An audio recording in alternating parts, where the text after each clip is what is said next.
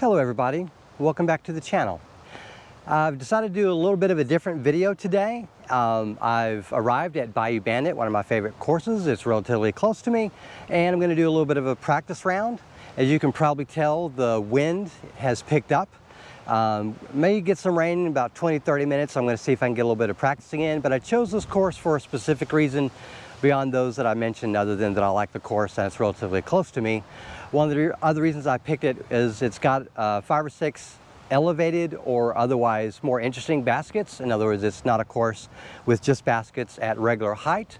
And I wanted to do a little combination practice and training all in the same effort. So I'm going to play 6 or more holes. I may come back and play some other ones, and I'm just going to try a few throws off the tee with different discs, different upshots with different discs. You know, I may also do some sidearm or forehand upshots, and I'm going to try putting from different angles and hopefully not get rained on. So let's see how this plays out.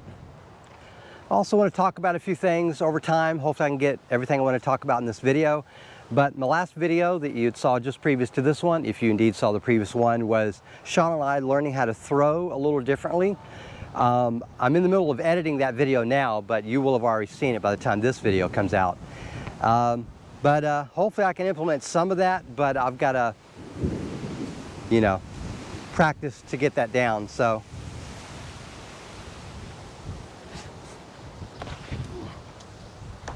okay, that wasn't good. I'm actually sort of reverting to form at the moment, to what I know.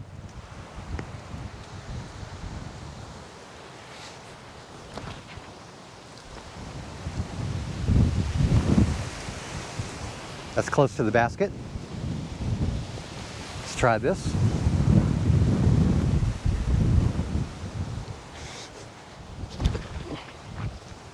I tried making an adjustment and that didn't work.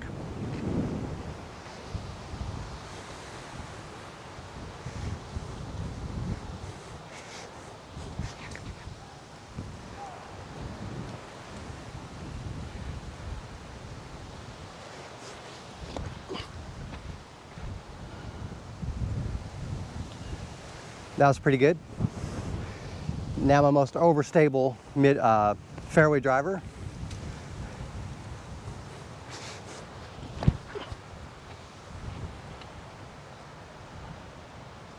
All right, let's go see what we've got. All right, so I actually kind of like this as a practice spot because it puts me about maybe 140 away from the basket. I've got a significant tailwind, left to right cross. So I've got some overstable discs. I'm going to try to get it close to the basket and see if the stability will fight off the wind's desire to turn the disc. So for the sake of getting these on camera, I'm not going to be behind that. I'm just going to be here just so you guys can see. I don't want to move that. So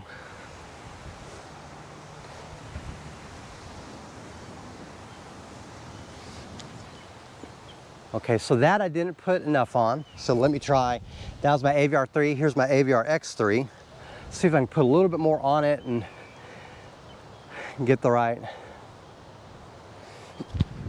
No, I didn't put the right angle on that. Okay, let's try my Star Rat. I'm going to put a lot more on this. There we go. That's a lot closer to what I wanted. Nice. That's under the basket. Here's my Star Toro, the first one that they had released.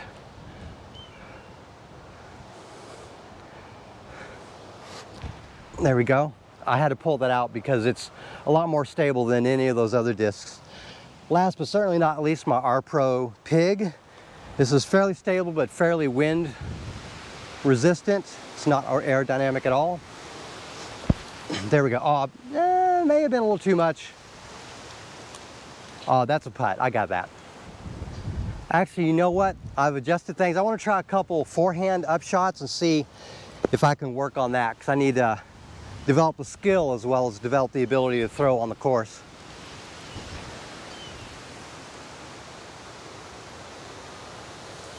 It landed under the basket and went 15 to the right.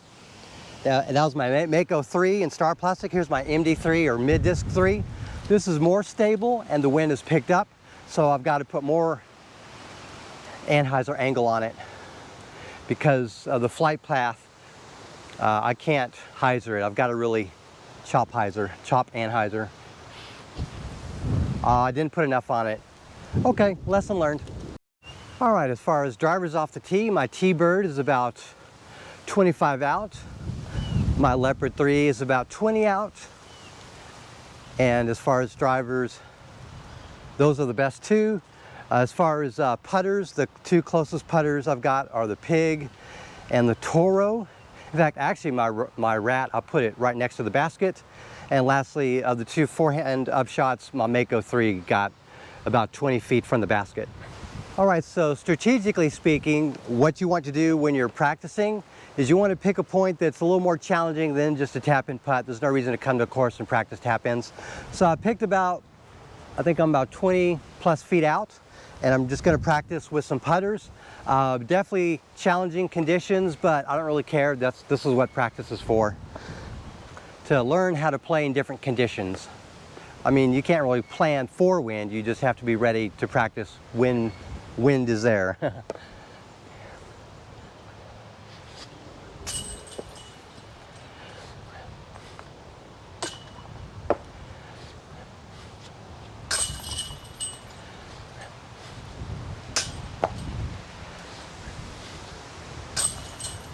All right, so out of the 5 putt attempts, 2 went in, 2 are drop-ins, and the last one is about another 20-foot comebacker. All right, so this is also challenging. I'm about 20 feet out. I think I'm about a foot in, closer than I was with the Leopard 3, maybe a foot. And now I'm dealing with a headwind. So this is also very interesting. So now I've got to do more spinny putts rather than push putts or lob putts or loft putts to try to get these into the basket. The risk for that is that there's more comebackers. The comebackers are generally greater distance unless the wind pushes it back. Stance, grip, line.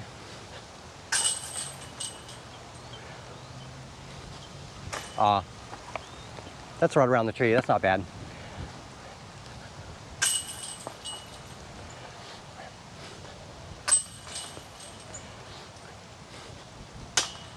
Okay, so all 3 of my misses are within, like, those 2 are drop-ins, that one's maybe 8 feet away, so that's not bad.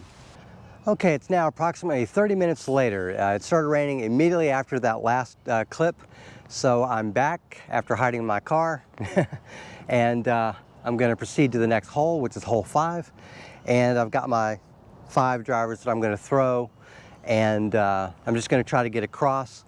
For some of the shorter holes, I'll try some mid-range throws off the tee, but I'm pretty sure all the holes that I want to try here, I'm not going to use that. So, all right, let's see. One of the things I'm also going to test here is, unfortunately, the wind has died down because the rain just left, but we do have now muddy or slick terrain, so that'll be a different variable to practice on, to learn or train or whatever. All right. I think I'm out of frame. No, this is good enough.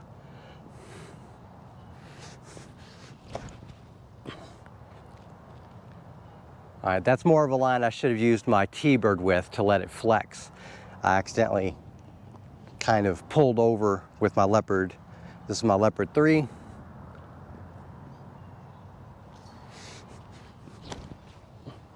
I did the same thing. I'm going to try more hyzer.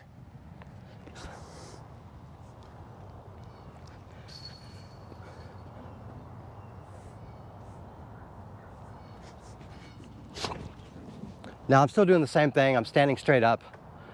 That's not good. I'm not demonstrating the ability to adapt. But now I'm throwing the more stable disc where standing up is supposed to be what I'm supposed to do. There we go. I guess if I'm going to do the wrong thing, I might as well do the right disc for it.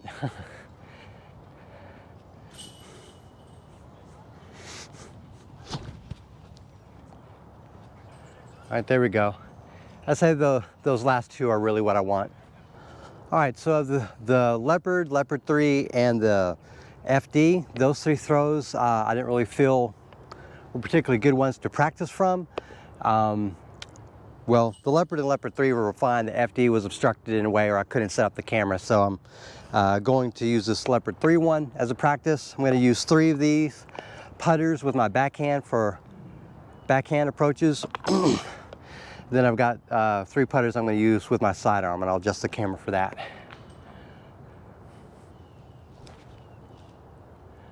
All these are approaches where I want to get close to the tree. That was my AVR, AVR 3, and they're almost bids, but they're really just attempts to get close. So this is my AVR X3, which is, I want to throw a little flatter. Oh, I pulled it to the right. That is an example of a throw where I accidentally did that, and that's not good.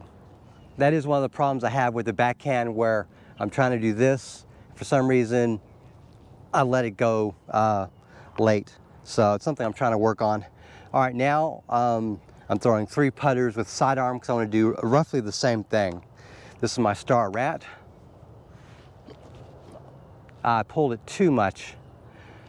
That would have been better to do with my Toro, so I'm going to see if I can repeat that.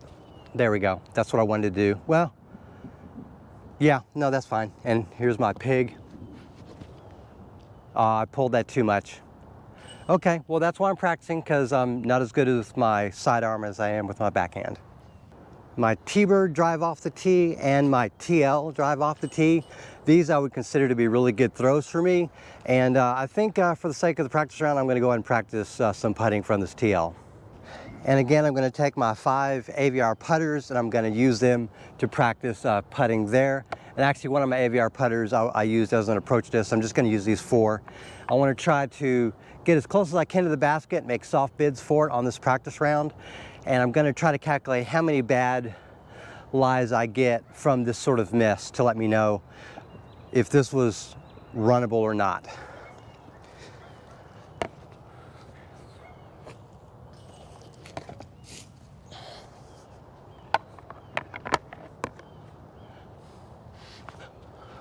Okay, that was a pull. I didn't shake hands with the basket. That, for some reason, I decided to go that way instead of straight towards the basket. That's just a musculature failure.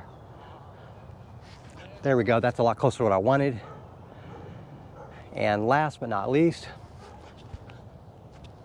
okay, so I'd say most of those are in a spot where I can putt from. So let's evaluate where I'm at. This putter here is in a bad spot to putt towards that basket. These other 2, including that R-Pro AVR approach, perfect position to get a par for all 3 of those. This Toro I've shot, and this AVR putt. I think I can work out a way to get into that basket. So I'd say most of these throws have netted me a par on this hole. All right, let's see if I can putt one in.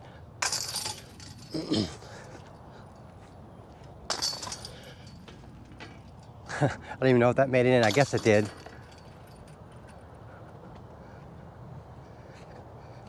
All 3 of these will go in, or should if I don't have a yip or something.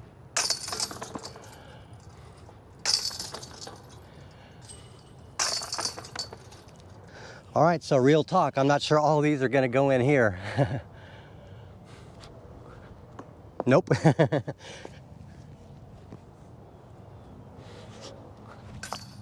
No.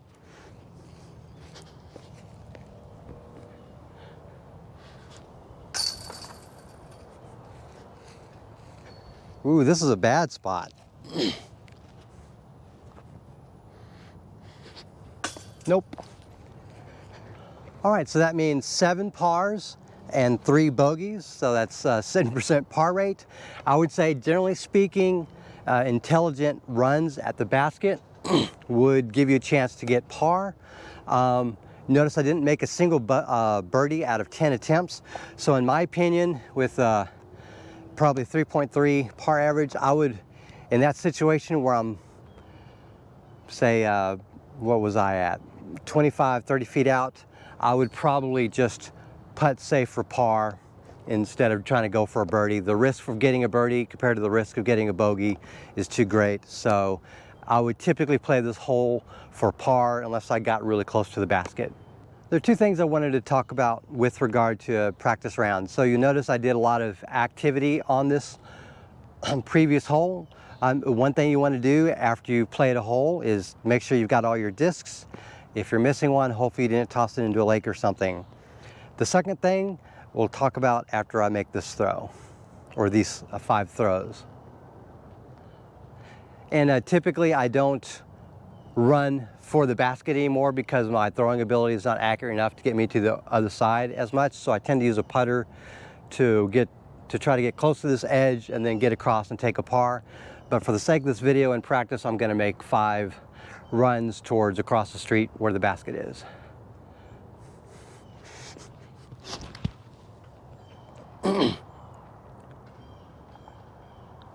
Yeah, it's squarely in the street. I've got to put more on these if I want to do that.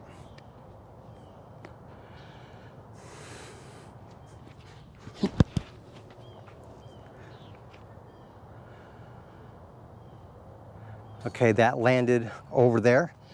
I'm going to try a slightly different play because I've got a different disc that's more stable.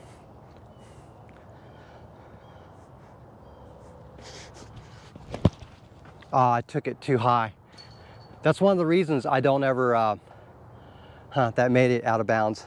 One of the reasons I rarely throw drivers anymore off here, because most of the time I naturally throw too high and I hit the trees and it falls into the street, or I hit too low, it falls into the street. So for me, this is now, when I'm playing solo, purely a putter play.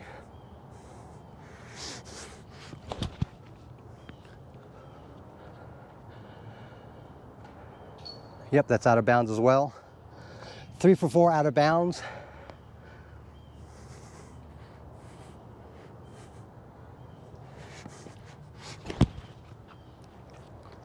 Yeah, that was a deliberate Anheuser play to flex it and get it to come back. That didn't work. So my goal here is basically with the backhand to go straight as close to the edge of this curve as possible without going into OB. So I try to do standstill.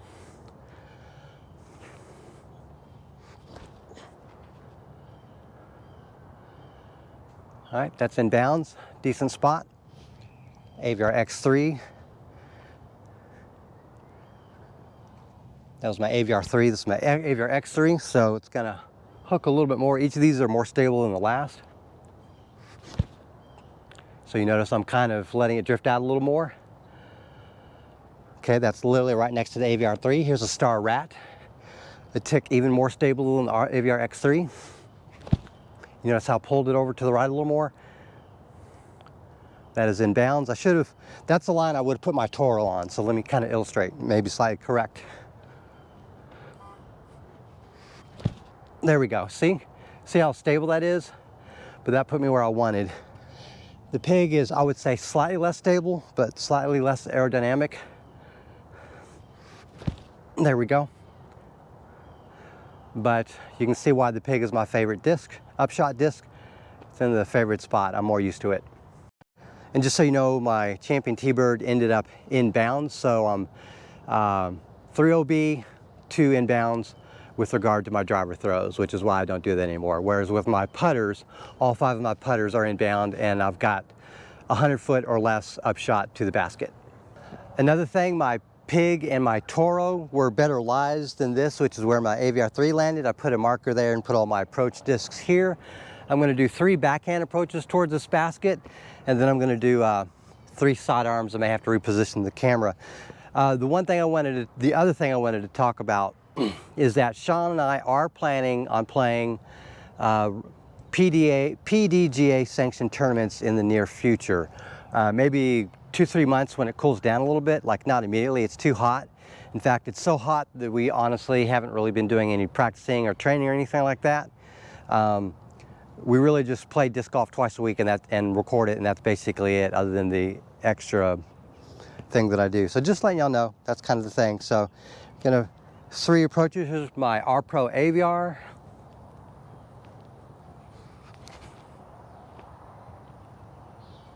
That's literally under the basket. At least to my eye, that's what it looks like it. My Star AVR 3. I pulled it a little bit too far. I realize that I'm going up in the stability, and so I'm trying to compensate, but I'm overcompensating. I call this Nick's overcompensation principle, where the name is in the recipe. The recipe is in the name. There we go. That's basically the Toro line that I use with my X3. So but still, I guess I'm just going a click to Anheuser. There we go, that's more like it. Okay, that's 5 feet from the basket. Oh, I'm supposed to be doing sidearm, so I'm gonna move the camera and I'll do sidearm for the last two. All right, silly rabbit. I was supposed to do sidearm for these. Okay, I'm using my Toro.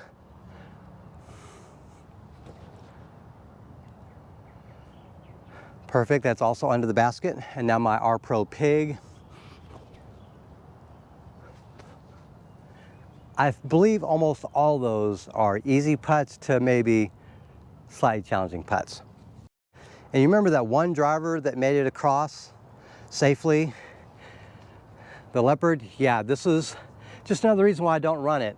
My ideal line is a T-bird that's really stable, have it curve in, but my understable discs won't do that if I even throw them right. All right, so all 6 of these upshots are, I would say, easy to slightly challenging putts. The farthest one away is this Aviar X3. It's about 17 feet away, so I'm gonna do some practicing from here. I'm gonna grab all my putters and just practice putting from here. All right, so I've got my 5 Aviars, so I'm gonna practice from what looks like 16 feet away, maybe 17. Stance, grip, line.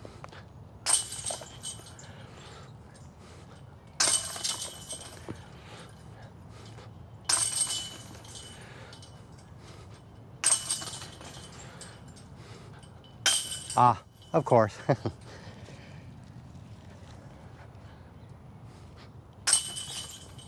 And one thing that's cool about these rounds is you can arbitrarily pick a spot and start practicing. Again, the reason why I chose Bayou Bandit is look how many elevated or suspended baskets we've played so far. So I put this exactly 20 feet away. Now I'm just gonna throw up, what is it, 5 putters? Stance, grip, line. I don't know why my body did that. That's the fascinating thing about putting and muscular control. Sometimes your muscles just do what they want. Oh, I pulled that too.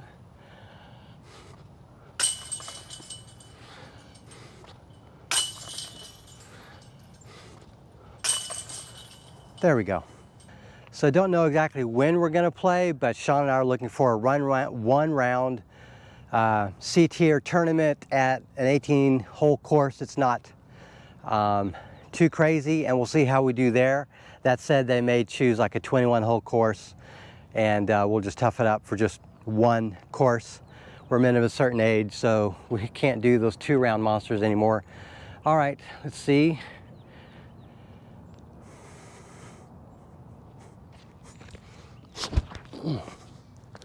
I tripped. I'm gonna have to move back. The goal here isn't max distance, but the goal here is also not getting killed stepping on stuff like that. That was actually a good throw for me. Nice and slow.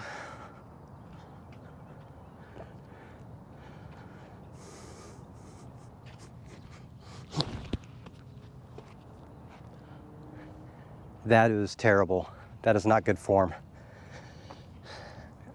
That's so undulated. This is terrible. There's concrete sticking out like rocks, and there's roots. I don't really know of a good, I'm just gonna have to step over that stuff.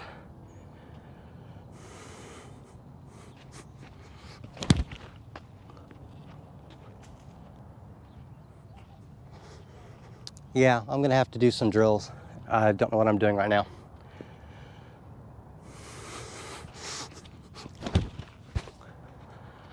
Yanksville. All right, so this is about a mid-tier throw based on what I just threw. The 2 terrible ones I picked up. This one here, I'm gonna pick as a lie to practice from because I need a forehand to get kind of close to the basket.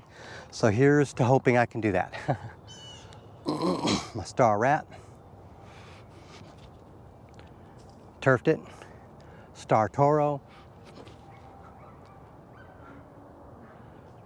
Pretty close to the basket, and my R Pro Pig.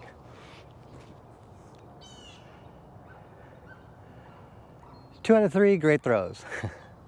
All right, my second best throw was this TL. So again, I'm about 90 feet out. I'm going to try 3 up shots.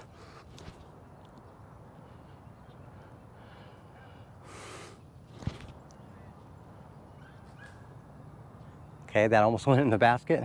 And my Aviar X3. That was close to the basket. All those are doable putts.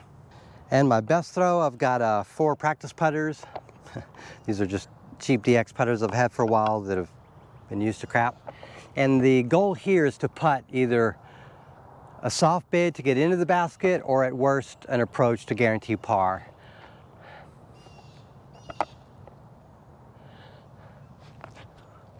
Way too high, but that's next to the basket, so. Yeah, there's no way I'm gonna reach it. Given that I'm 55 feet out, it's the edge of my putt, so all I can do is lob. Okay, all those are basically tap ins. All right, nothing to do but make all these putts.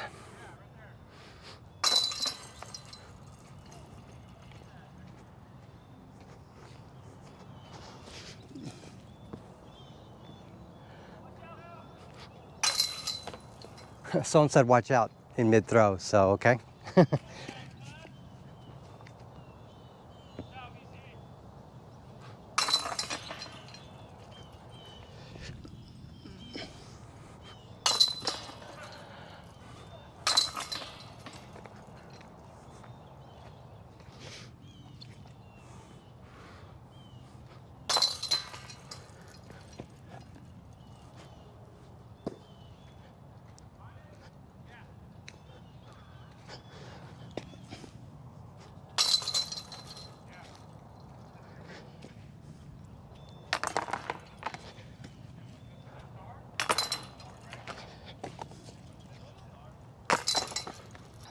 We've reached the last hole with the elevated basket on this course. Not to say there aren't some other challenging baskets of dubious quality to practice on. And there's no reason why you couldn't come here and practice your own way. But this is kind of what I wanted to do. And the reason, one final thing I wanted to really talk about with regard to practicing and training and stuff like that is, Sean and I haven't been practicing. We've just been playing disc golf. I kind of mentioned that earlier. But Sean, in and of himself, he's never going to come to a course and just practice. He's never going to do practice putting. He's just going to show up and play, then leave and go home. For me, I used to practice putt fairly regularly, but up until about 3 months ago, when the heat really started kicking in, and I was going to putting league every week, I just stopped practice putting. So I just did a test the other day of my percentage, and it's definitely gone down. So my putting is, despite having some good putts, it's still not as good as it used to be.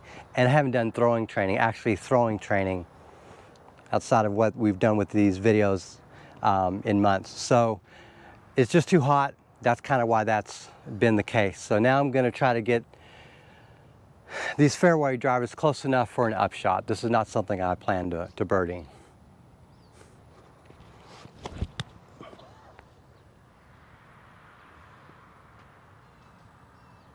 Well, technically, I could birdie with that. That's, I think, probably the best I've ever had. Looks like it's close to the basket. But look can be deceiving.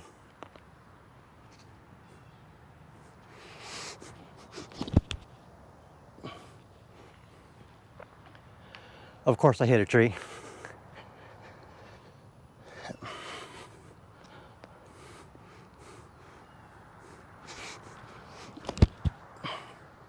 didn't do that. Well, you know what?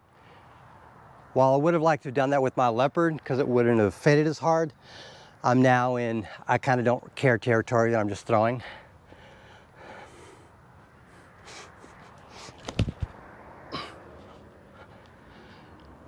And really, as I said, I just want upshots. I'm not looking to birdie this hole because I never birdie it.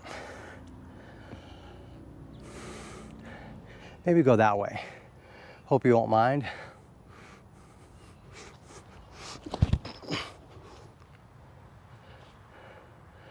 Okay, all those are respectable. All right, so this leopard was a pretty good drive. I can easily get an upshot to the base there. This T-bird Pretty good too, easy upshot. This TL, again, easy upshot. Not really what I'm practicing. In theory, I could practice some putts, but I have experiences on that basket that negate me ever wanting to try to putt for birdie on it. And this is my worst drive, so this is the one I'm going to practice from. All right, so technically, this is close enough for me to practice upshots with just by putting to it, but I want to practice with throws.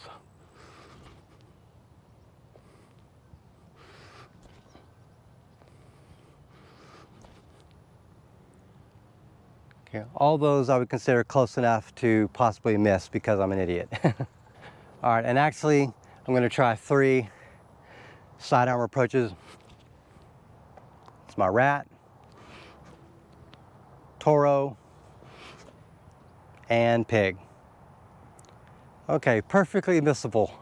And actually, it's not so much me, I blame the basket. I'm just kidding, it's me. And of course, something I don't expect to birdie is this hole. I'm just going to practice putt from here. In fact, I'm probably going to grab all those putters or Mother Aviar, wherever that is. I think it's on the side, and practice putting from here for a few minutes just to practice a little bit.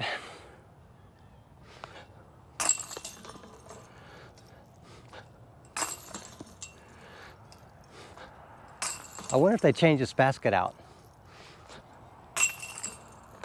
Okay, that would technically be my first birdie ever on this hole. All right, so these are all pars.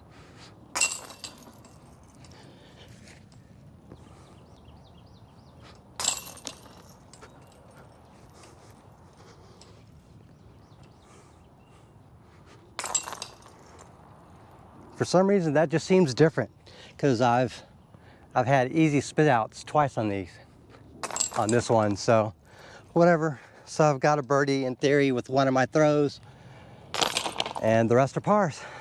All right, my friends, that is going to do it for this video. I wanted to show you the methodology of what I would do personally if I was doing a practice round before a tournament.